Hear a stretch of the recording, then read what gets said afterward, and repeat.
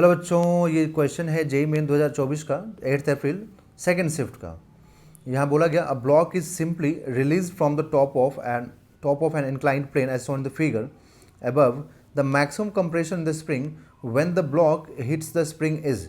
यहाँ से बच्चों ब्लॉक को रिलीज़ किया गया तो इसलिए मैंने लिख दिया है कि u इज इक्वल टू 0 हो गया। ठीक है, तो ये जो पूरा है ना ब्लॉक यहाँ से ए से, इसको मैं पॉइंट ए मेंशन कर दिया ए। ठीक है, ए पॉइंट हो गया ये, और ये पॉइंट बी हो गया।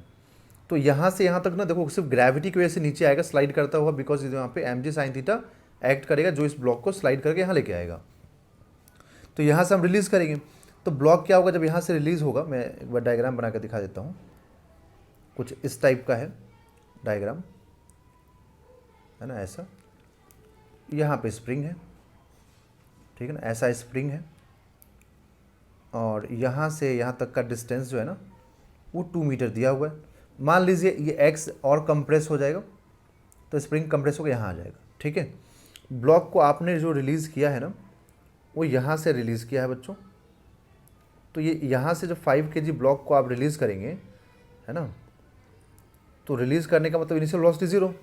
बट जब ब्लॉक यहाँ पर ए पॉइंट से मूव करके पॉइंट बी पर पहुँचेगा तब तक तो कुछ वेलोसिटी गेन कर लेगा। तो यहाँ पर काइनेटिक एनर्जी 0 है, बट यहाँ पर तो काइनेटिक एनर्जी हो जाएगा।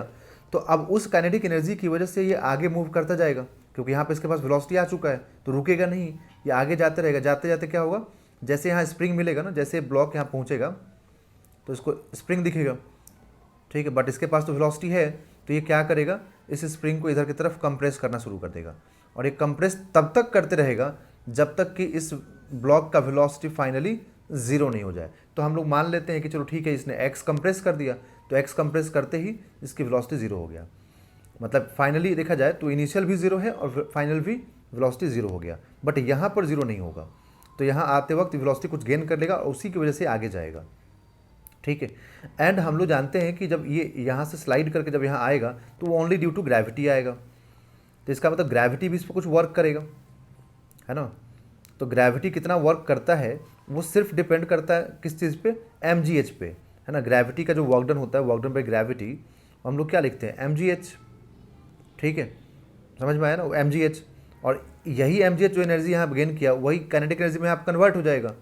ठीक है, यहाँ पर आके काइनेटिक एनर्जी में कन्वर्ट हो जाएगा। तो उसको कन्वर्ट करने की ज़रूरत नहीं है, आप सीधे ऐसे लिख सकते हैं कि work done by gravity is equal to change in kinetic energy. सिर्फ कहाँ से कहाँ तक के लिए, फ्रॉम ए से बी तक के लिए। तो डायरेक्ट आप एम निकाल दीजिए तो वही यहाँ का काइनेटिक एनर्जी हो जाएगा इस पॉइंट का।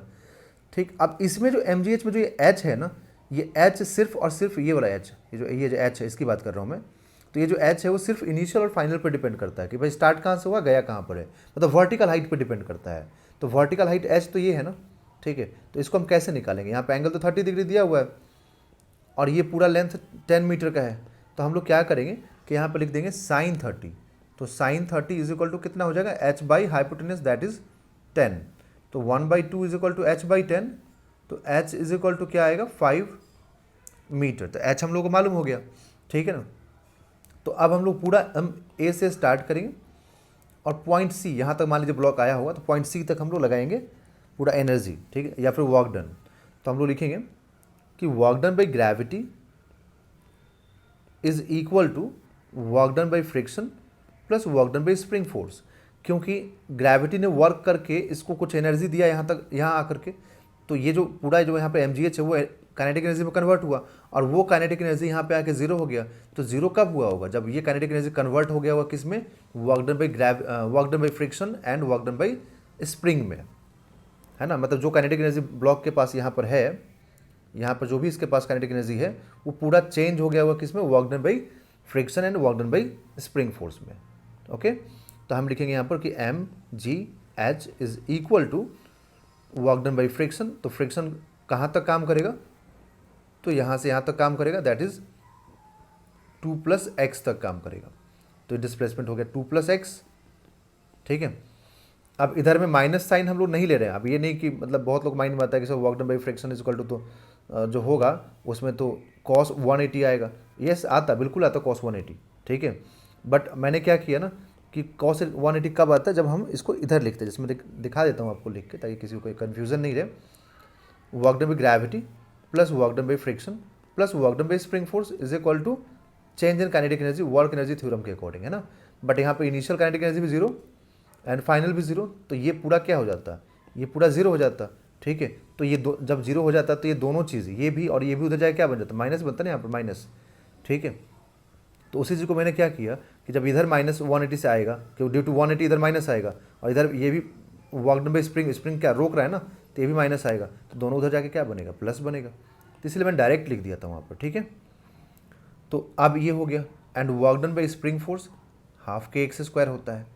अब फ्रिक्शन कितना होगा, तो फ्रिक्शन देखिए, तो जब ब्लॉक का देखेंगे आप, तो ब्लॉक मान लीजिए अगर यहाँ पर है तो इस पर तो mg इधर काम करेगा एंड ब्लॉक पे फ्रिक्शन इधर काम करेगा, नॉर्मल रिएक्शन इधर काम करेगा, तो normal reaction is equal to क्या लिखोगे, mg, ठीक है। And friction is equal to क्या होता है बच्चों, coefficient of friction into normal reaction that is mg। तो आप यहाँ लिखेंगे कि mg मतलब m कितना 5 kg, g का वैल्यू 10 और h का value 5 is equal to coefficient of friction 0.5 है इनटू, क्योंकि यहाँ पे f की जगह p यूज़ करेंगे आप ये वाला, है ना। तो coefficient of friction into 5 kg mass into g का वैल्यू 10, ये 2 प्लस x हमें चाहिए, है ना। और प्लस में लिखेंगे आप इधर में हाफ इंटू k का वैल्यू 100 है इंटू एक्स स्क्वायर, तो ये 50 हो गया, ओके।